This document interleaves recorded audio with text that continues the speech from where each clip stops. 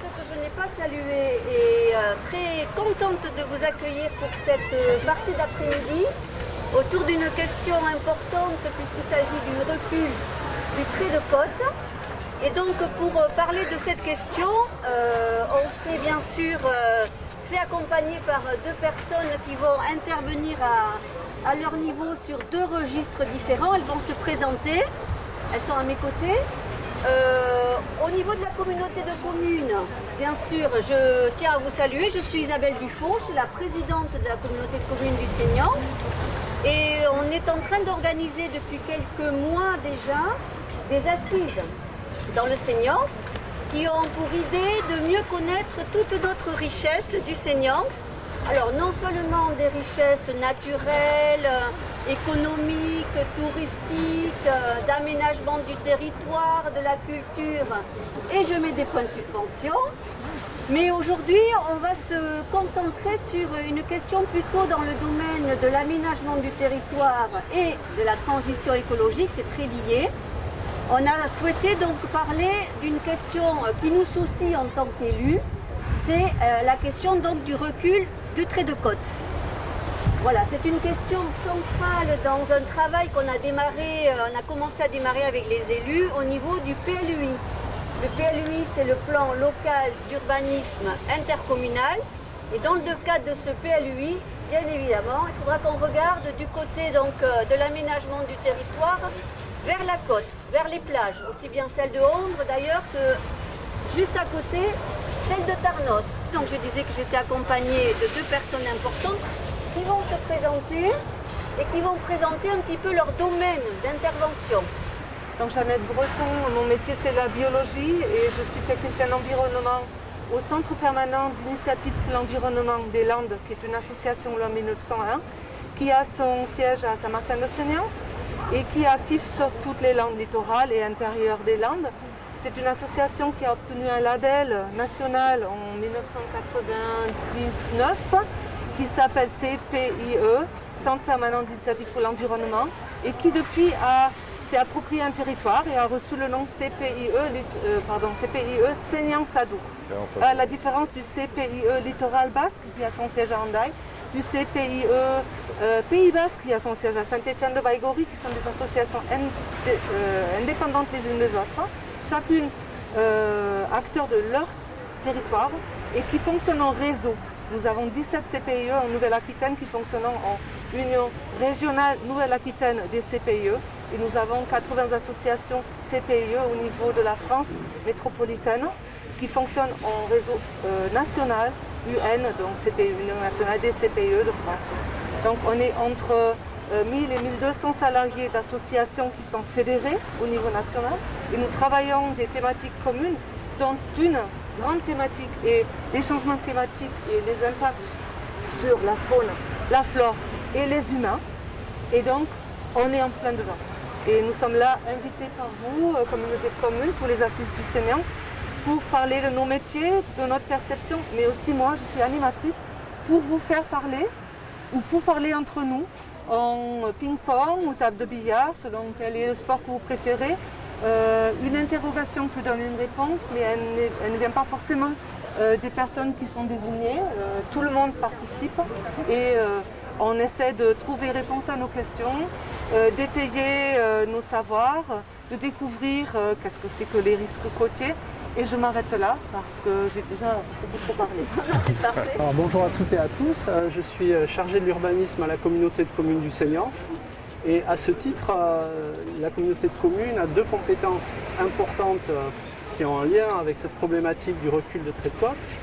Outre l'environnement, c'est aussi l'aménagement de l'espace et l'urbanisme. C'est-à-dire que la communauté de communes est compétente pour élaborer les plans locaux d'urbanisme et s'est lancée très récemment dans l'élaboration du plan local d'urbanisme intercommunal. Donc il s'agira de définir les différentes règles d'aménagement, de construction, en prenant en compte les risques et notamment celui-là.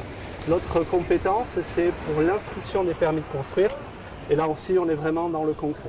Donc tout à l'heure, je répondrai à vos questions et je serai, je pense, complémentaire avec ma collègue du CPIE. Je vous parlerai plutôt de comment cette problématique est intégrée dans les études, les documents d'urbanisme au niveau national, régional est plus local et les échéances qu'il y a en matière de réalisation de ces études. Voilà. Très bien. Et je voudrais vous inviter à un petit témoignage qui est à l'entrée de cette plage, et on passe tout le temps devant quand on vient à la plage, qui est un avant-après d'une des grandes tempêtes qui ont impacté récemment Ondres. Si vous en êtes d'accord, on va retourner d'où nous sommes venus pour en prendre connaissance. Oui ? En voilà quelque chose dont j'ai été témoin, dont certains parmi vous ont été témoins. Le grand escalier de plage qui a été emporté en seulement, voilà. Et puis ça, voilà. Je voudrais vous interroger sur quelques informations d'arrière-plan. En vous amenant ici, devant, on parle d'un risque.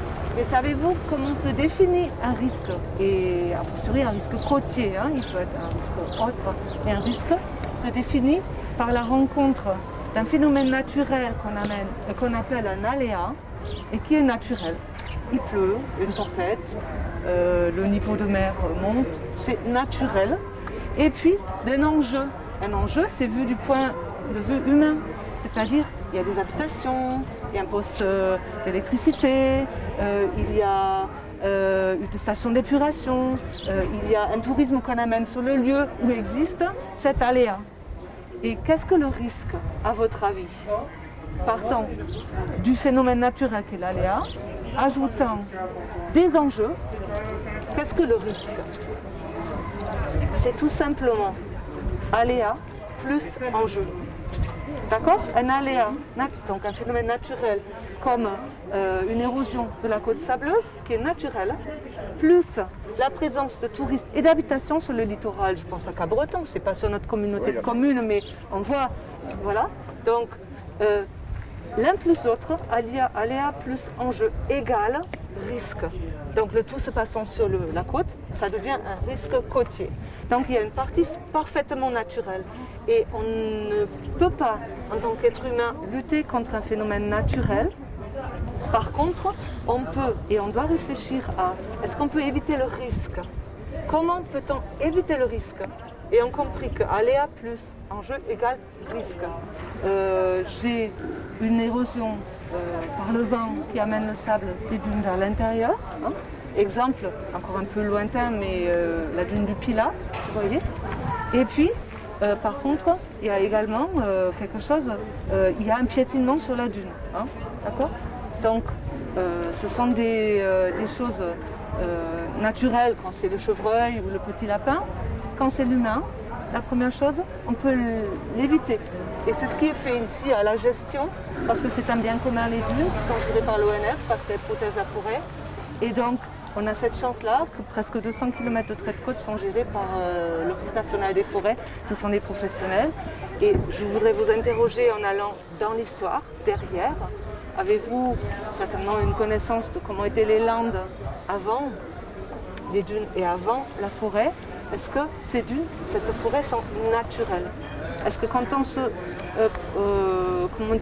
situe mentalement au 18e, 19e siècle, est-ce qu'il y avait la dune, est-ce qu'il y avait la forêt? Les humains ont fixé la dune en plantant une plante qui s'appelle l'oya, ou Ammophila arenaria, dans son petit nom latin, le gourbet aussi localement. Et c'est la plante fixatrice des dunes, une herbe, une graminée comme le blé, le maïs, mais petite, et qui fixe la dune en faisant un réseau dense de racines.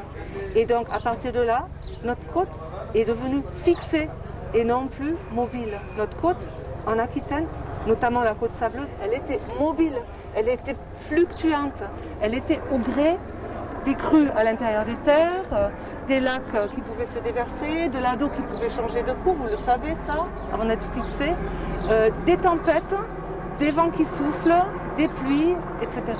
Donc en laissant le trait de côte libre, il n'y avait pas de risque. Et en plus, il y avait très peu de population et pas de population ou peu sur la côte. Je vais d'abord évoquer avec vous l'aspect réglementaire, études et comment on peut intégrer ça ensuite dans les documents d'urbanisme. En vous parlant d'abord des différentes échelles. Ça commence évidemment à l'échelle nationale, même si le problème de protection des littoraux est très ancien en fait dans tous les pays. C'est en 2011 que la France se dote d'une première une première stratégie nationale de gestion intégrée du littoral. Ça commence en 2011 de façon vraiment cohérente, on va dire. Que 2011. Voilà, mais ce problème était étudié de façon ponctuelle, locale et pas forcément avec une stratégie nationale avant ça. Et donc ça a d'abord découlé sur un programme d'action entre 2012 et 2015 qui a été de rassembler toutes les études à la fois géologiques, biologiques quand on est sur des milieux naturels, etc. C'est d'abord un énorme travail bibliographique qui a été fait au niveau national avec différentes universités, je ne vais pas aller sur le détail. Et plus récemment, entre 2017 et 2019, ce qui a été engagé, c'est vraiment une approche pour la gestion intégrée. Vous voyez, on se rapproche des conséquences et des mesures concrètes sur le terrain. Ça, c'est une chose. Au niveau national aussi, vous savez qu'il y a le projet de loi climat et résilience. Alors, je ne sais pas où il en est exactement, on doit être entre le Sénat et l'Assemblée nationale. Mais il y a un article important qui est adapter les territoires aux effets du dérèglement climatique. Et c'est dans cet article-là, avec, vous voyez, la notion d'aléa qui est à la fois humaine et naturelle, mais qui est un aléa, comme vous l'avez dit, Jeannette, à prendre en compte. Donc ça va être inscrit dans la loi. Aux échelons plus locaux, il faut d'abord parler de la région. Alors la région s'est dotée d'un document avec encore un acronyme, le SRADET, qui est un schéma régional qui balaye vraiment tous les enjeux environnementaux sur un territoire, et notamment celui-là. Et le SRADET est un document qui se trouve au-dessus, notamment des schémas de cohérence territoriaux, SCOT. Donc on a vraiment une compatibilité comme des poupées russes réglementaires. Donc ça c'est important. Donc première étape, SRADET au niveau de la région. Et de ce SRADET, en est sorti des mesures et des études plus précises sur la stratégie, notamment menée par le GIP Littoral, projet littoral aquitain. Voilà, ce sont des choses qui deviennent concrètes. Mais pour le moment, le SRADET, je dirais, a une portée sur les autres documents d'urbanisme, mais n'est pas un document qui va, par exemple, réglementer les permis de construire. On est encore à des échelles supérieures. Ensuite vient l'élaboration du schéma de cohérence territoriale. Le schéma de cohérence territoriale, c'est le bassin de vie entre l'agglomération Pays Basque, 158 communes, et donc le Seignance, 8 communes, donc, puisqu'un SCOT doit être établi sur 2 établissements publics de coopération. Donc on est, vous voyez, sur une sorte de document de planification géant, mais qui commence à se préciser. Donc le nouveau schéma de cohérence territoriale a été prescrit en 2018, et d'ailleurs la communauté de communes, qui est un membre du syndicat du SCOT, nous envoie régulièrement dans des réunions de travail, et évidemment que ce sujet est pris en compte. Et c'est là que l'État, qui même dans un pays, on va dire, décentralisé, intervient dans beaucoup de choses, l'État fait ce qu'on appelle une note d'enjeu. L'État, parce qu'aussi l'État est responsable en matière de risque, c'est logique. Donc l'État fait une note d'enjeu et demande au SCOT, c'est-à-dire les 158 communes basques et nous-mêmes, d'intégrer cette problématique du recul ou de l'évolution du trait de côte. Faire attention, c'est parfois, il y a certains secteurs où ça peut être des avancées, même si globalement, vous l'avez rappelé, il y a quand même eu des reculs importants. Oui, mais statistiquement, c'est un recul, mais scientifiquement, il y a beaucoup de choses à voir. Ouais. Donc, note d'enjeu de l'État qui demande au SCOT de se projeter à une échelle de 30 ans. Donc, on est à 2050, c'est pour ça qu'on parle de l'horizon 2050. Et également, et c'est là où il y a des difficultés, et c'est là que c'est donc passionnant, à une échelle de 100 ans. Donc 2050, 2120. Donc derrière, on voit à la fois la problématique... Non, je souhaite à tout le monde. On voit la problématique aussi de ces documents d'urbanisme, de se projeter à très long terme. Et en dessous, je m'arrêterai là pour l'empilement administratif des textes, mais c'est important, même si c'est le concret qui compte au final. Vous avez donc les plans locaux d'urbanisme, et notamment le plan local d'urbanisme intercommunal du Seignance, qui doit être compatible avec le SCOT, les poupées russes. Et c'est là où il y a une difficulté, c'est qu'autant un plan local d'urbanisme intercommunal, il a une durée de vie de 10, 12 ans, parce qu'après il y a de nouveaux enjeux et un plan local d'urbanisme traite de l'habitat, des déplacements, des équipements publics, donc c'est à peu près 10 ans. Un SCOT c'est un peu plus long. Comment on traite un risque qui est à l'échelle 2050 et surtout comment on intègre celui qui est à 2120. Donc on y travaille et je vais terminer mon intervention, enfin en tout cas pour le moment, pour parler de ce qui reste à faire. Et alors ce qui est intéressant, c'est qu'on est vraiment au début de la démarche, puisqu'il y a donc sur cette demande de l'État d'intégrer le risque et donc le risque recul du trait de côte, il y a une étude qui va être menée en partenariat avec le SCOT, les deux agglomérations et l'État, et qui sera réalisée principalement par le BRGM. Voilà. Donc, et une étude qui n'a pas encore commencé. Nous en sommes aux discussions sur les partenariats financiers. C'est une étude qui est d'un peu moins de 100 000 € hors taxe. Vous voyez, c'est relativement peu quand on voit les enjeux qu'il y a derrière. Et cette étude, je m'arrêterai là, elle a pour but de regarder comment ça se passe au niveau naturel, puisqu'évidemment, ce qui se passe sur un trait de côte sablonneux n'est pas le même que sur un trait de côte, je veux dire, rocheux, qu'on a des retours d'expérience qui montrent que sur les côtes rocheuses, eh bien, il y a aussi la question des mouvements de terrain, de l'érosion liée au pluvial, qui n'est pas exactement la même chose ici. De façon contre-intuitive aussi, les côtes rocheuses peuvent être parfois plus exposées, et aussi elles ont fait l'objet de plus d'artificialisation avec d'autres enjeux, même s'il y a des enjeux locaux ici économiques. On n'est pas sur les mêmes enjeux qu'à Biarritz notamment, pour la personne qui est de Biarritz. Et derrière ça aussi, vous avez la protection. Alors ça ne touchera pas la plage d'Ondres ni celle de Tarnos, mais est-ce qu'un ouvrage comment intégrer l'ouvrage de protection dans les études? Est-ce qu'à long terme il a vraiment un effet bénéfique? Vous savez que quand on met des ouvrages de protection durs, ça peut avoir aussi des conséquences. Donc voilà, c'est une étude, je reviens à des choses plus concrètes, c'est une étude qui va être lancée cette année et qui devrait durer environ 2 ans et qui aura donc des conséquences sur les documents d'urbanisme après la prise en compte réglementaire. Est-ce que donc il n'y a pas eu des accélérations de tous ces phénomènes? Et si oui, c'est quoi les causes de ces accélérations qui nous surprennent finalement? Donc naturel, oui, complètement naturel. Influé par l'homme, on appelle ça l'empreinte humaine, c'est ça? D'accord, on parle beaucoup d'empreinte CO2, mais on a une empreinte sur notre environnement immédiat. Et ça peut être l'empreinte sur le sable, par exemple, très simple. Je prends ça et je construis avec quelque chose, mais loin du littoral. Et je fais ça 100 millions de fois et ça fait des camions et des tonnes et le sable qui part. Non seulement le vent l'emporte, non seulement l'océan l'emporte, mais l'homme prélève du sable sur le littoral depuis longtemps. Et le sable est une matière première, c'est une roche, pour les enseignants de sciences de la vie et de la terre qui sont là et pour les citoyens que nous sommes. Et donc évidemment, les gestes répétés de prélèvement de sable ont un impact néfaste sur la présence de sable sur le littoral. Ensuite, d'autres conséquences, on en a parlé.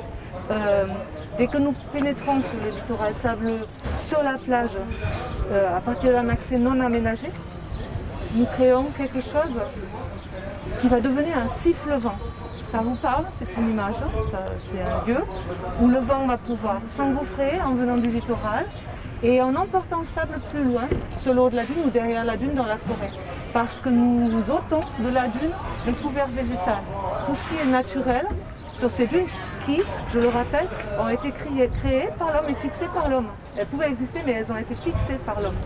Donc, pour poursuivre nos échanges et pour que ça reste dynamique, parce que nous avions annoncé une déambulation, j'aimerais bien aller en haut à gauche, là, pour jeter un coup d'œil sur la dune avec vous. Est-ce que vous en êtes d'accord? Oui. Quand je marche sur une dune, ou qu'elle soit, une littorale, je risque d'abîmer ce qui s'appelle la végétation. Ça c'est ramassis et le botaniste il y voit le courbet, l'œillet des dunes, le liseron des sables, il y a ces petites fleurs roses là-bas, l'immortel des dunes, les petites fleurs qui sentent bon, le curry jaune là-bas, et puis il y en a d'autres, le lotier, l'épervière, l'armoise de Lloyd, le forbe des dunes, le chardon des dunes, qui n'est pas un chardon mais une cousine de la carotte et du fenouil. Bref, toutes ces plantes ont une capacité d'adaptation énorme à la sécheresse, parce que l'eau, quand il pleut, c'est facile, mais quand il ne pleut pas pendant quelques temps, elle est en profondeur, donc il faut avoir des racines longues qui vont chercher l'eau en bas de la dune. Et ensuite, il résiste à l'ensablement. Quand le vent souffle et souffle le sable dessus, elle résiste, les plantes, elles résistent au déchaussement, vous imaginez, c'est-à-dire quand le sable souffle et quand le vent souffle le sable et emporte le sable autour de la plante et les racines se retrouvent à nu. Et elle résiste à quelque chose qu'on éprouve beaucoup maintenant, c'est le soleil. Il ne faut pas que le soleil frappe trop fortement les plantes, parce que sinon elles ne pourront plus faire ce qu'elles font pour croître la photosynthèse. Et vous voyez leur adaptation à la couleur qui n'est pas franchement verte pour la plupart d'entre elles, mais qui est plutôt bleutée, c'est-à-dire il y a une cire qui est sur les feuilles et qui réfléchit le trop de lumière, ou un côté gris. Ce sont des poils. Les poils en botanique, c'est important pour se protéger donc d'un trop de soleil. Et vous freinez aussi le vent qui est chargé d'embrun dans le sable. Le sable, ça rajoute à l'effet de dessèchement.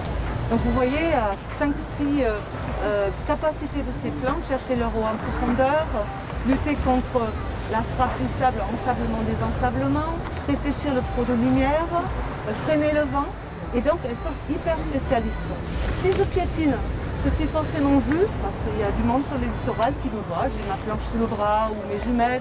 Si je suis ornithologue et j'ai juste foncé, je promène mon chien, je suis là, je laisse des traces, je suis vue. Et des gens qui me voient vont se dire, mais tiens, elle ou lui ont un accès là-bas. Ah, le privilège, ah, c'est beau, ah, ça doit être quelque chose à voir. Et oui, je peux promener mon chien, etc., etc. Et donc, ça crée un précédent. Et le précédent, il est suivi de suiveurs.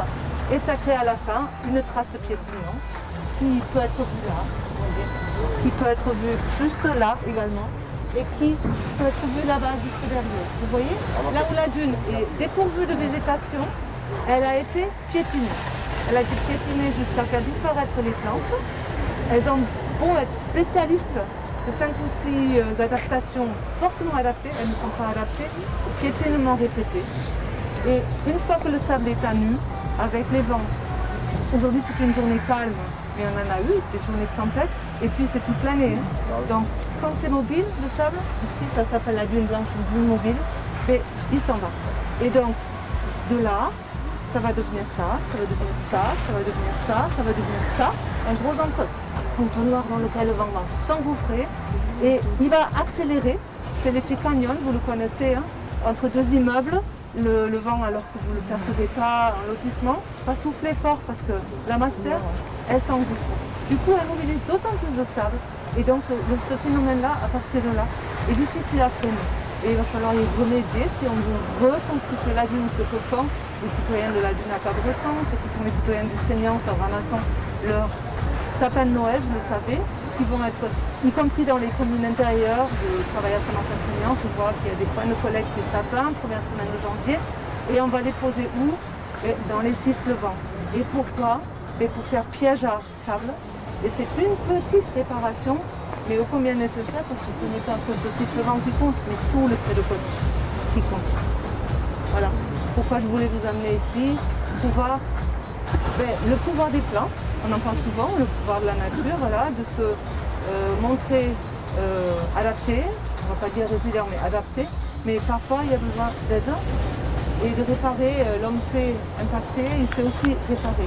Mais petite réparation ô combien nécessaire par rapport à ce qui se passe derrière la dune, parce que la dune créée par l'homme et plantée par l'homme protège plusieurs tranches d'exploitation. Tout de suite derrière la forêt côtière, qui est la forêt de protection, derrière la forêt qui peut être exploitée par l'ONF, et derrière nos lotissements ici à Tarnos, à Ondra, et à Cabreton, tout de suite, ou à la Cano, tout de suite les habitations également. D'accord? Donc il n'y a pas de forêt entre les deux. Et ce sont là les comportements humains d'avant la loi littorale et d'avant les règles d'urbanisme dont Sébastien parle et qu'il applique, et que les élus que vous êtes mettent en œuvre pour nous protéger tous pendant longtemps. Prendre en compte aujourd'hui, voilà. On voit bien que l'intervention humaine est très limitée et parfois en voulant bien faire, l'homme va peut-être accélérer des problèmes d'érosion, ou même si ce n'est pas le cas ici, une fois encore, c'est plus sur les côtes rocheuses. Donc il faut faire très attention aux interventions humaines et je trouve intéressant ces interventions ponctuelles, légères et en fait qui ont des portées. Donc je vais vous répondre sur l'aspect réglementaire, oui. C'est peut-être moins passionnant que l'aspect biologie expliqué par Jeannette. Je vais faire une petite incise par rapport à une notion par rapport à l'eau.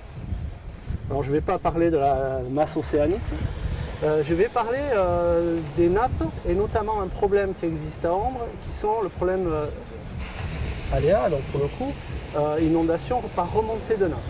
Et justement par rapport à l'étude sur laquelle la communauté de communes, avec le SCOT, avec l'agglomération Pays Basque, va se lancer, on a été vigilant à ce que l'étude de ce phénomène soit faite en lien avec le recul du trait de côte. Parce qu'on a un peu l'impression peut-être que la masse océanique, les masses d'eau naturellement dans les nappes peuvent interagir. Et donc c'était juste une incise pour vous dire que par-delà la question du recul du trait de côte, on essaie aussi de répondre à d'autres enjeux, d'autres questions, d'autres risques. Ensuite, pour répondre plus précisément à votre question, qu'est-ce qu'on peut faire? Ici, sur une côte sableuse, ça ne va pas, sauf très ponctuellement, être de l'intervention de protection. On n'est pas du tout sur les mêmes possibilités, ni sur les mêmes enjeux. Ce sont très ponctuellement des plans plage, des zones avec quelques activités économiques. Ce sont des littoraux ici, qui sont quand même globalement très préservés de l'urbanisation. Et que ce soit la loi littorale et les PLU et les diverses lois qui existent maintenant font que quand même il y a des mesures de protection. Donc sur le Seignan, ça va être plutôt travailler notamment à l'élaboration peut-être d'un plan plage différent. Je ne sais plus tout à l'heure qui a parlé de, c'était vous peut-être sur le BRGM qui évoquait un repli stratégique, donc à très long terme. Et ça c'est vraiment une question pour le coup d'orientation politique et de choix. Est-ce qu'il faut réfléchir à des plans plage qui sont un peu plus en arrière? Donc vous voyez, ce ne sont pas des mesures de protection mais des mesures d'anticipation sur l'urbanisation. C'est vraiment ce genre de problématique. Et pour sortir un peu d'Ambre et du Seignan, c'est la question aussi de l'Adour. Puisque dans l'étude que j'ai évoquée tout à l'heure, une des finalités, c'est voir les projections par rapport au réchauffement climatique. On n'en a pas trop parlé. Le réchauffement climatique est maintenant bien admis par la communauté scientifique, mais comment concrètement il produit ses effets? Et la modélisation qui va être mise en œuvre, donc, et on a déjà quelques éléments, ça a été dit tout à l'heure sur les hypothèses de recul, ça n'a d'intérêt que si on travaille aussi sur l'embouchure, sur le fleuve. Parce que imaginez, à l'horizon 2120, ce qui se passe par exemple sur le port de Tarnos ou au Petit Bayonne. Donc vous voyez, donc en résumé, pour répondre plus précisément à votre question, concrètement ce sont des règles d'urbanisme renforcées et peut-être aussi des orientations d'aménagement à plus long terme, pourquoi pas en réfléchissant à des replis, notamment des activités économiques, mais là c'est du très long terme. Et deuxièmement, avoir aussi et réfléchir à ces phénomènes d'inondation qui, nous pensons, sont peut-être en lien aussi avec le recul du trait de côte. Voilà. C'est un peu lent. Après, moi, ça m'amène une remarque parce que c'est vrai que là, on se déplace vers l'embouchure de l'Adour. Bon, et tout est lié, bien évidemment. Et je pense qu'il y a aussi un enjeu de communication avec les citoyens. Bon, ça en fait partie, les assises, hein, mais il faudra qu'on continue ces dialogues-là, parce que parfois on n'est pas compris. Et par exemple, sur la plage de l'Entre-deux-Digues, là-bas, à côté de l'embouchure de l'Adour, on a des citoyens qui sont mobilisés parce qu'ils veulent remettre du restaurant là où il était il y a quelques années en arrière. Ils veulent réaménager des choses, bon, bien sûr pour le bien-être et la convivialité, etc. Et parfois, il faut leur expliquer que ben non, si on veut anticiper, c'est pas là qu'il faut apporter notre attention, nos constructions, nos aménagements. Il vaut mieux voilà, réfléchir à quelque chose d'un peu plus éloigné du... ça paraît évident, mais pas pour tout le monde. Et donc, il faut continuer à dialoguer pour montrer que ben, on est tous à vouloir respecter la nature. Hein, on n'est pas pour des choses qui sont hyper contraignantes. Il y en aura qui seront contraignantes, mais il faut anticiper. Je reprends le terme utilisé par Sébastien. Et avec la limite aussi de ce qu'est le droit de propriété, la propriété privée, voilà, il y a aussi, c'est à prendre en compte dans les politiques d'urbanisme. Et puis aussi des contextes réglementaires, législatifs qui font qu'on est en plein dans des secteurs loi littorale et que le repli est une chose, mais encore faut-il savoir où. Il ne faut pas, en voulant déplacer un problème, recréer d'autres problèmes d'urbanisme plus loin. Mais une fois encore, ce qui est intéressant dans cette étude, c'est qu'il y a la modélisation in fine qui va permettre de voir ce que ça peut donner à des échéances très lointaines. Et puis une meilleure connaissance des phénomènes géomorphologiques, des dunes, des falaises. Et après, c'est selon les enjeux qui existent. Il n'y a pas de route comme sur la Corniche par exemple, où là il faut accélérer les décisions. Mais justement, c'est le but d'objectiver les choses et de façon scientifique avant de prendre des décisions et des mesures réglementaires. On peut penser aussi que si vous regardez sur une carte, on a des orientations qui ne sont pas exactement les mêmes. Il y a le phénomène de dérive littorale avec le courant qui déplace le sable, vous connaissez, n'est-ce pas? Et puis après, l'exposition à la houle. Et tout ça fait partie du cahier des charges de l'étude qui va être notamment menée par le Seniance. Lorsqu'on construit, on immobilise le sable, exemple Cabreton, et qui vont donc déposer au nord de Cabreton. Ça enlève là où c'est fixé et ça dépose là où ce n'est pas fixé. Et c'est un phénomène qu'on peut observer à plusieurs endroits du littoral africain. Et je trouvais bien l'idée de sortir du Seniance pour mieux y revenir. Ce document-là, tu le connais, la stratégie de gestion des risques littoraux. Et ça part d'une cartographie. Et vous voyez là ici, si je le pose comme ça, et je me mets dessus, ça part donc d'Andaï, Rune, Cibourg, dans tout le trait de côte. Il faut le lire de là à là, jusqu'à Guétari, et après ça continue, Bidart, Biarritz, Sanglette, et puis ça finit finalement à la barre de l'Adour. Mais les phénomènes qui sont cités ici, comme côte sableuse avec recul du trait de côte, sont les mêmes au sud ou à l'ouest de l'embouchure de l'Adour comme à l'est de l'embouchure de l'Adour. Donc pour nous, grossièrement nord-sud, quoi. Et ça a déjà été étudié et on a les mêmes enjeux. L'habitat sur le littoral, on a moins d'habitat sur le littoral, heureusement sur les communes du Seniance, mais d'autres communes de Nouvelle-Aquitaine ont plus d'habitat sur le littoral et sont donc impactées au même titre que Anglette et la côte sableuse, le petit bout de côte sableuse de Biarritz, et Cric finalement. Et vous voyez que le phénomène donc, de chaque secteur peut être différent, les enjeux peuvent être différents. Sur la côte rocheuse, c'est plutôt l'infiltration des eaux pluviales parce qu'il pleut 1700 mm par an, c'est-à-dire 1700 litres au mètre carré par an. Et donc ça va altérer les roches qui composent la côte rocheuse. Et chaque fois que vous voyez le flysch de la côte basque tout jaune, c'est altéré, c'est devenu quelque chose de comment pourrait-on dire, de malléable et qui peut donc laisser percoler les eaux pluviales. Et dans les roches, il y a des parties plus molles, argileuses, qui vont se gonfler avec les pluies et qui vont faire comme une surface sur laquelle peuvent glisser les roches plus dures qui sont lourdes. Et c'est là finalement le phénomène qui devient visible. Crac, ça s'arrache, crac, ça s'en va vers le bas. Bidart aussi. Et à Bidart, voilà. Et vous avez eu ça sur la Corniche basque, à Urune cet hiver, les images de drones ont circulé, etc. On n'a pas voulu y croire. En une nuit, voilà. Comme vous disiez, messieurs, en une nuit. Donc, ça peut être sur la côte rocheuse en une nuit, ça peut être sur la côte sableuse en une nuit. Et c'est le recul, disons, annuel moyen de la côte sableuse, c'est à peu près tout compte fait sur les 40 km de côte rocheuse du littoral de Nouvelle-Aquitaine, 1 mètre par an. Et sur la côte sableuse, c'est une moyenne de 25 mètres par an. Parfois, c'est pas... de 25 mètres par an. Et ça, c'est pas une moyenne, c'est la côte haute. Et c'est une moyenne de 2,50 mètres par an. Donc, c'est pas visible, mais vous revenez 10 ans plus tard, ou en une nuit, comme vous disiez, et on a tous observé. Donc, c'est le travail de géographe, de sciences humaines, donc le travail de scientifiques, géologues, le travail d'ingénieurs. Et tout ça ensemble tient compte des gens qui habitent aujourd'hui sur le littoral, des gens que nous invitons sur ce littoral-ci, sur la communauté de communes du Seignance.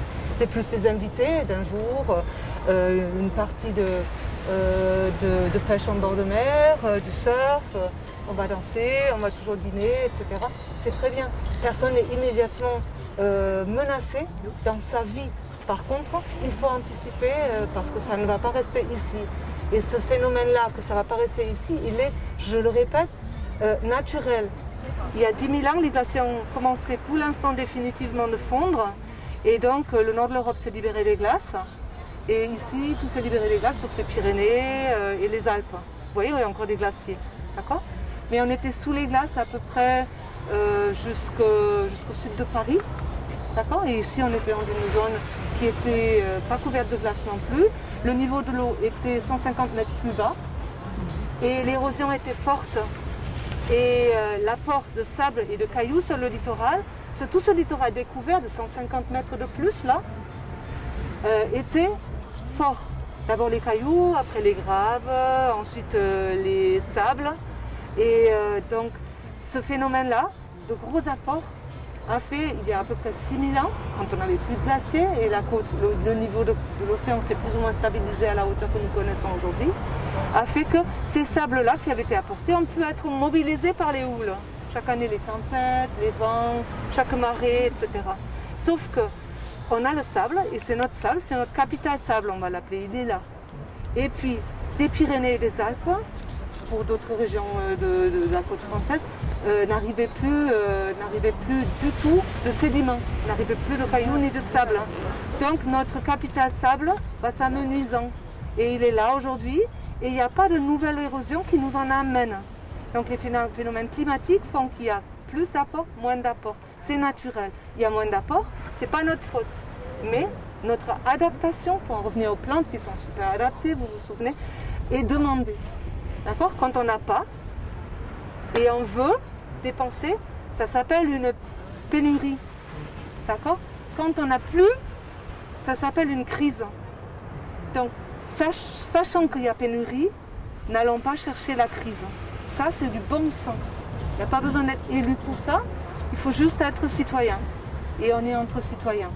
Juste, puisque vous parlez de ce sable fluvial, c'est la région qui est compétente là-dessus et qui a repris donc les campagnes de dragage, c'est-à-dire aller prendre du sable dans le lit de la Dour pour permettre aux bateaux de rentrer tout simplement, et a repris donc le fait de les clapper, de les relâcher au large des plages d'Anglet. Ça s'était arrêté pendant des années, et d'ailleurs pour des raisons environnementales aussi. Oui, parce qu'on mobilise aussi on se demandait s'il y avait des polluants, mais apparemment. Pour le coup, il y a eu une perte d'engraissement en tout cas de sable, donc on pense que ces campagnes... Les bateaux qu'on voit au large de ouais, la ou très côte, assez près des plages à Anglet, en fait, c'est la drague qui vient donc relâcher le sable de la Dour. Les cours d'eau du Wurm et du post-Wurm, des post-glaciations, n'étaient pas les cours d'eau que vous connaissez aujourd'hui, et ils étaient entièrement naturels. Donc ils avaient un libre déplacement. Ouais. Et il y a des zones de libre déplacement, les saliques de la Dour par exemple sur la Dour, mais la Dour est artificialisée en amont et en aval de ces saliques, de ces rares zones où il n'y a pas d'épis, où il n'y a pas de digues, où il n'y a pas d'obstacles au transport de matériaux. Donc il ne faut pas attendre au miracle de l'apport par la Garonne et la Dour aujourd'hui. Le sable, il faut faire avec ce que l'on a. Et il est devenu bien commun, chaque grain. Et c'est sûr que chimiquement, c'est du quartz et ça vient de la décomposition de certaines roches. Cette décomposition et ce transport de matériaux continue, mais à une bien moins forte échelle que celle qui nous a apporté ces sables-là, qu'on peut appeler donc des sables fossiles, d'accord, qui ont 20 000 ans à peu près. Mais la mer, alors, comment dire ça, oui. Les phénomènes, les marées, je sais pas, c'est en train de changer ça sous l'apport, je sais pas, l'apport, je sais pas si vous parlez d'apport, mais sous l'effet du réchauffement climatique. Enfin, j'imagine qu'aussi la mer a son origine, a des conséquences qui s'imposent à nous. Alors lesquelles ? je vous explique et vous pouvez vous approcher à tour de rôle, je le laisserai là. Les aléas donc, côtiers, rappel aléa égale phénomène naturel. D'accord, ça on l'a compris. C'est d'une part donc le niveau de la mer, c'est marée seule, on va partir de ce qui est en bleu foncé. La pression atmosphérique qui va s'amenuisant, par exemple les fameuses dépressions, tempête, c'est une forte dépression, ça veut dire que l'eau va prendre plus de place et une houle en place va s'amplifier. Tout simplement parce que la pression de l'air est moindre. Imaginez, vous compressez, je ne sais pas, votre pompe à vélo, le volume d'eau contenu dedans, tant que vous appuyez fort, il y a tout l'air qui est contenu dans très peu d'espace. Lorsque vous lâchez, le même air peut prendre, là où vous compressez un ballon, voilà, dans très peu d'espace, et lorsque vous lâchez, tout le ballon va être rempli. Donc pareil, un corps liquide ou gazeux, sous une pression prend moins de place que quand la pression est moindre. Donc c'est un phénomène naturel, une dépression, et les changements climatiques nous amènent de plus nombreuses dépressions avec de plus faibles pressions de l'air. Et ça, non seulement ici, mais sur tout l'océan Atlantique, là où naissent les dépressions. D'accord ? Donc ça, c'est un phénomène. Ensuite, vous avez le niveau de la mer qui est au repos, vous avez les vents. Souvent, les dépressions vont de pair avec des échanges de masse d'air. Et donc ça fait des vents qui soufflent pendant longtemps dans la même direction et avec une force forte. Ça crée une houle. Cette houle au-dessus du niveau habituel de la mer, même si vous avez une digue ou même si vous avez une dune, ça peut, avec faible pression de l'air et forte houle, passer au-dessus. Et ensuite, c'est un phénomène dont vous vous souvenez de vos cours de physique, sciences physiques, un corps liquide, lorsqu'il se réchauffe, se dilate. Un corps solide d'ailleurs et gazeux aussi, mais on parle du liquide, de l'eau. Donc je suis l'eau de mer et je suis plus chaude, qui prend plus de place. Donc ce phénomène-là de dilatation, donc d'espacement entre les molécules d'eau, font que l'océan prend aussi, avec un réchauffement de l'air et la température de l'eau, plus de place. Donc tous ces phénomènes que je vous ai combinés, ça fait un aléa submersion plus fort. Tout simplement par la houle qui va passer par-dessus le niveau habituel de la mer. On va avoir donc une surface de plage balayée par les vagues plus grandes. Ça ne va pas venir s'échouer à marée basse là-bas, mais plus haut, peut-être là, peut-être là. Et plus le vent souffle fort, plus vous avez ce phénomène que ça peut donc pénétrer à l'intérieur des terres. A fortiori, si vous avez comme ici un estuaire et un cours d'eau derrière et des nappes hautes derrière, qui sont l'hiver déjà gorgées d'eau avec tous les étangs et l'ancien lit de l'Adour, les vestiges de tout cela. Et donc, quand c'est plein, il ne peut plus absorber du tout d'eau, quand les barthes sont pleines, quand imaginez que c'est combiné à la fonte des neiges dans les Pyrénées après un hiver neigeux, donc on est en avril à juin, ça peut être très rapidement dépassé et on peut se faire donc inonder par mer, par terre, où ça peut pas s'évacuer. Si en plus il se met à pleuvoir, vous voyez tout ça, que les phénomènes naturels. Mais nous habitons là, nous avons le port là, nous avons nos écoles, notre hôpital, nos centres de rééducation, pas que la discothèque de plage là. Et donc ça impacte rapidement beaucoup de monde.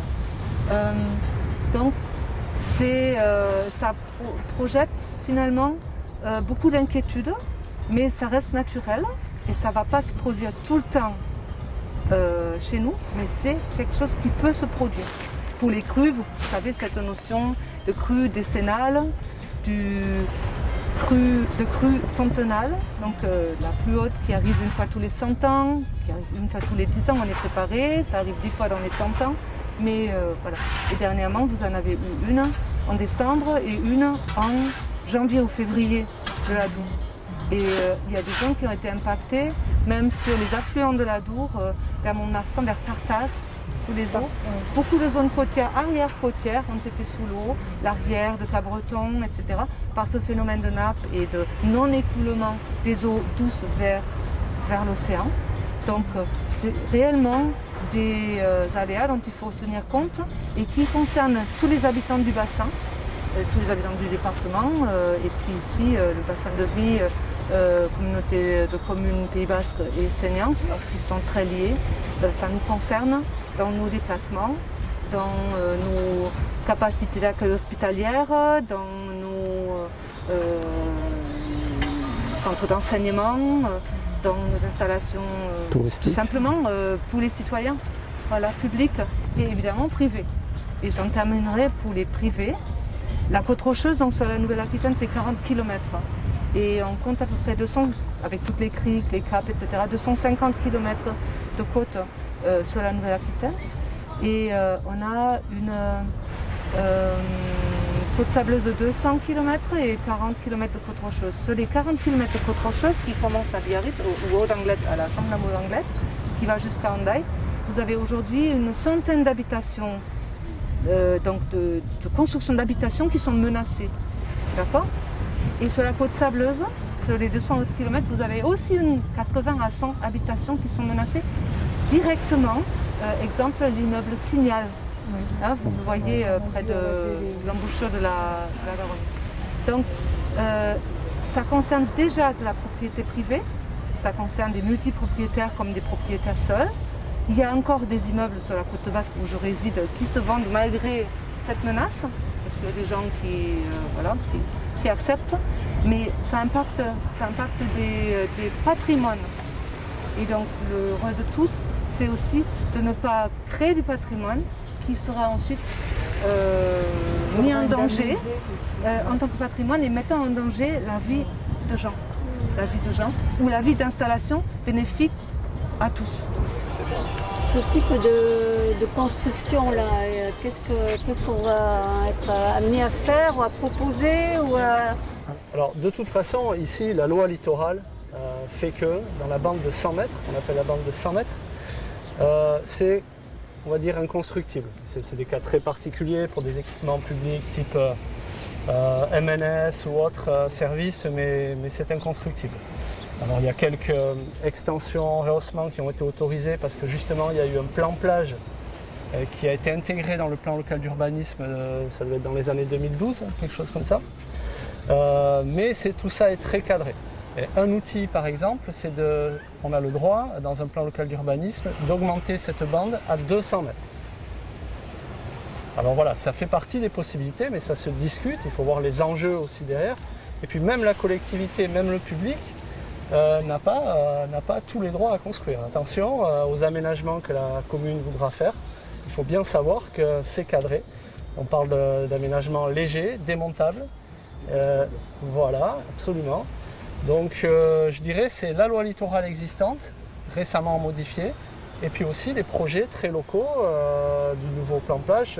Le plan plage qui n'est pas sorti de terre à Ondres, qui date de 2012, à part l'aire pour les camping-cars qui a été réalisé, le reste n'a pas été réalisé. Donc c'est peut-être l'occasion de se re-questionner, est-ce qu'il est encore viable ? C'est en cours. Voilà, est-ce qu'il est déplacé ? Voilà. Donc c'est 100 mètres, ça nous rend... 100 mètres, alors 100 mètres à partir d'où ? Normalement, c'est ce qu'on appelle la limite haute du rivage, Jeannette, mais qui doit être fixée par l'État. Elle n'est pas fixée sur le territoire. Si elle n'est pas fixée, il faut la fixer par rapport à des marqueurs biologiques. Alors ça pourrait être le pied de dune par exemple. Bon, en tout cas, on va dire que toute la zone ici de commerce, d'activité est dans la bande des 100 mètres. Voilà. Donc ça c'est important, mais ça il va falloir aussi le fixer, donc discussion avec les services de l'État. Et puis après la question, est-ce qu'on la porte à 200 mètres ? Donc en résumé, c'est bonne application voire renforcement de la loi littorale, et puis des projets locaux portés par les communes, que ce soit à Ondres ou à Tarnos, savoir ce qu'on fait de ces plans plages. Les enjeux ne sont pas du tout les mêmes que sur la côte basque, avec des zones, beaucoup de logements, des zones urbanisées, des villes littorales, où là on est sur de la protection, on est sur autre chose. Donc voilà pour l'application réglementaire. Il y a une stratégie, le document que j'ai replié, c'est une stratégie. Donc c'est évidemment une stratégie contre les phénomènes naturels, mais en protégeant les activités et les biens humains. Ça demande du courage à tous, à vous en tant qu'élus, à tout le monde en tant que citoyen, parce que je dois me protéger, je dois ne pas m'exposer. C'est plus facile à dire qu'à faire. En haut de la falaise, je me fais le selfie, j'ai le précipice, je le sens le danger. Mais quand je piétine juste la dune, je reviens à mon Saint-Péternel exemple là, qui est le sifflet dune, j'ai l'impression que je ne fais rien. Donc là, je parle de moi. En parlant de moi en élu, que je ne suis pas, je dois m'entourer d'une équipe qui a des connaissances. J'ai mon équipe qui est d'élus. Je représente un territoire et je me montre plus ou moins prévenant, plus ou moins courageux. Ensemble, on est plus fort. Je pense qu'on peut prendre des décisions fortes et qui peuvent être impactantes, effectivement. Si cette possibilité des 200 mètres existe, la prendre serait ultra courageux. Je ne sais pas si elle est prise déjà quelque part ailleurs sur le littoral. Mais un exemple peut faire exemple. Il peut y avoir émulation et il peut y avoir protection sur des longues années, finalement. C'est une possibilité. Là, je parle uniquement aux médiatrices, je ne suggère rien du tout. Mais ça nous donne à réfléchir. Ça nous donne à réfléchir. Et autre chose qui nous donne à réfléchir, c'est que les élus, les citoyens se comportent, réfléchissent, agissent. Mais finalement, quand on ferme la porte chez soi, on est tout seul en tant qu'être humain. Donc, est-ce que devant ces risques, il faut rester tout seul ou est-ce qu'il vaut mieux pas se fédérer? Je sais que dans les barques de la Douvre, où est le CPIE Seniance, ça existe. On regarde si les volets de leurs voisines sont ouverts, fermés. Les gens qui sont en barque basse ont un canot, une embarcation, se garent plus haut quand c'est plein, rejoignent la voiture avec le véhicule quand c'est plus vide. Donc ces comportements qu'on avait anciennement du voisinage de se prévenir aujourd'hui, c'est relayé par la commune. Il existe un SMS, aléa, ceci, risque de cela, attention, il existe des panneaux d'affichage. Mais même ça, en tant que citoyen, à mon avis, il ne faut pas l'attendre. On est son propre premier voisin. Se protéger, c'est une chose qu'on ne sait pas du tout encore chez nous, c'est pas dans la culture, c'est très dans la culture nord-américaine. Des vivres pour le cas, pour le jour J, pour le cas C, vous le voyez. Donc avoir de l'eau, avoir un poste à baleine radio, avoir des couvertures, un lieu sûr, etc. C'est des choses qu'on ne fait pas du tout. Mais il y a des tas de gens qui le font dans les Antilles, pour se protéger des cyclones, on le fait. C'est pas du tout dans notre culture. Donc je dis que les adaptations, notamment l'adaptation, c'est ce qu'on fait aujourd'hui. C'est culturel, c'est être ensemble, réfléchir, peut-être emporter quelques petites pistes de réflexion, revenir à une conférence qui aura lieu cette année au CPIE Seniance par la personne qui fait la modélisation du trait de côte du BRGM et sur lequel on communiquera les invitations. On espère être dans le monde d'après, comme on dit aujourd'hui, et pouvoir vous accueillir nombreux. Mais c'est certain que c'est au quotidien, finalement. C'est au quotidien. C'est par rapport, voilà, on sait maintenant se protéger des maladies, des accidents, de certains incidents de la vie, mais aucune assurance nous couvrira tous en cas de... Il faut s'adapter et ça se fait en amont, en prenant conscience des risques et en connaissant comment se construit le risque, c'est-à-dire aléa plus enjeu. Donc on peut enlever les enjeux, hein. On n'enlèvera jamais les aléas. Voilà, mon commentaire sur la ligne des 200 mètres.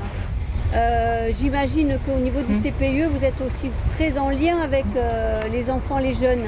Je sais que d'autres CPIE du littoral aquitain, on fonctionne avec le CPIE littoral basque, le CPIE du Médoc, le CPIE de l'île d'Oléron, donc ils sont respectivement responsables de leur département. Ils travaillent dans un projet qui s'appelle Adapto et qui s'adapte aux aléas, aux risques liés à l'eau, submersion, inondation, recul des traits de côte, et qui travaille justement avec ces publics-là. Et il a été construit en Gironde un jeu qui s'appelle Escape Game, un jeu où il faut vaincre finalement un ennemi, et c'est le changement climatique qu'il faut vaincre et les risques liés à l'eau qu'il faut vaincre. Et il faut se comporter le plus responsable possible. Je ne l'ai pas encore vu, mais j'en ai pris connaissance lors d'une visioconférence récemment. Et il y a effectivement à aller vers les jeunes avec du contenu pédagogique pendant les heures de cours, mais aussi en dehors. Et en dehors, là par contre, je peux afficher, oui, nous travaillons avec les jeunes du Seniance parce que aussi bien le point d'information jeunesse de Saint-Martin-de-Seniance que celui de Tarnos nous invitent régulièrement à intervenir auprès des jeunes qui sont là dans leur temps de loisirs. Et il y aura notamment le littoral à vélo là cet été avec les jeunes de Tarnos qui ont passé commande entre guillemets au CPIE et qui veulent apprendre tout sur le littoral. Et là-dedans, moi je m'engouffre, je montre on réfléchit ensemble, qu'est-ce qu'il faut faire, pas faire, etc. Voilà, c'est très dynamique avec les jeunes. On ne peut pas être en salle sauf en cours. Quand on est dehors, quand on est en hors temps scolaire, il faut arpenter, faut faire ensemble, se déplacer ensemble, déambuler. Et puis, d'ailleurs, on apprend en marchant qu'on réfléchit bien. Je ne sais pas si vous avez remarqué ça. C'est avéré, hein, c'est pas ma science. C'est avéré. La nature aujourd'hui, elle a la forte empreinte humaine. Déjà, ce qu'on appelle naturel, nous c'est assez culturel. Hein. Agriculturel, sylviculturel, culturel, parce que l'homme a un impact sur tous les paysages ici. Même la dune, on l'a compris, vient de l'homme. Maintenant, on veut la garder, très bien. Mais la loi littorale, elle promettait cela, elle permet cela. Et à longueur d'années et de décennies et de centaines d'années, elle le permettra toujours tant qu'elle existera. Et plus on laissera de naturalité au littoral, plus le littoral remplira ses fonctions naturelles qui ne sont pas que les bienfaits pour l'homme, mais les bienfaits pour les êtres vivants entre eux. Hein? Parce qu'il y a évidemment des communautés de plantes qui vivent sur la dune, mais il y a aussi des communautés d'animaux qui vivent sur la dune. À Tarnos, ici, on a le lézard ocellé, un des plus grands reptiles du sud de l'Europe, qui encore il n'y a pas si longtemps que ça se chassait et se mangeait dans les régions espagnoles où il est plus fréquent. Et chez nous, il est sanctuarisé. Mais c'est aussi des symboles. On appelle ça des espèces parapluies, des espèces qu'on peut afficher. Et en protégeant une, on protège tout un tas d'espèces qui vivent autour et qui font ce qui s'appelle une biocénose, c'est-à-dire il y a des relations, les uns mangent les autres décomposent les uns, et tout ça imbriqué fait que ça fonctionne en rond, et je dirais même modestement pour nous tous, êtres humains, sans nous, d'accord? Donc la nature, entre guillemets, n'a pas toujours besoin de nous, et n'a pas toujours besoin d'intervention, mais elle a besoin de protection, et avant la protection même de respect. Et la loi littorale permet une protection, et d'autres zones qui ne sont pas sous de la loi littorale peuvent être respectées. Et ce n'est pas faire forcément parce qu'on n'intervient pas qu'on ne fait pas du bien. D'accord? On a vu un exemple où en intervenant on fait du bien pour réparer, mais on s'écarte mentalement de ça et on revient vers une zone boisée qui existe encore sur nos communes et où ne pas intervenir, ne pas gérer entre guillemets, peut être bénéfique, énormément bénéfique. Et il y a aussi d'autres mesures de gestion, par exemple faucher de temps en temps une lande, éviter que ça devienne une forêt. Si c'est le parti pris, ça va être bénéfique aux criquets, aux papillons, aux lézards, aux serpents, aux couleuvres, et ça va être plus riche. Mais on n'est pas toujours amené à intervenir pour faire du bien, entre guillemets, à la nature. Parfois, laisser tranquille, tout simplement respecter, est déjà énorme. Et ça, c'est pas coûteux pour la commune. Par contre, encore une fois, le courage de nous tous est demandé. Tout comme peut-être laisser ces troncs-là ou les poser là est courageux. Parce qu'il y a des gens qui pourraient dire « ça me plaît pas, c'était mieux avant ». On entend souvent ça, c'était entre guillemets plus propre. Oui. Donc ça fait appel à notre culture, tout ça. Donc s'adapter, évoluer et interroger le bien fondé d'un geste, ça fait partie aussi de nos adaptations. Du coup, merci à tout le monde d'avoir répondu présent. Bravo, et on peut s'applaudir, c'est bien. Et oui, merci Jeannette, merci Sébastien merci à vous. Pour ces beaux éclairages et merci pour votre contribution. C'est toujours important de se sentir avancer dans une même direction. Oui, voilà. Merci à tous. Merci. Et voilà, et bravo.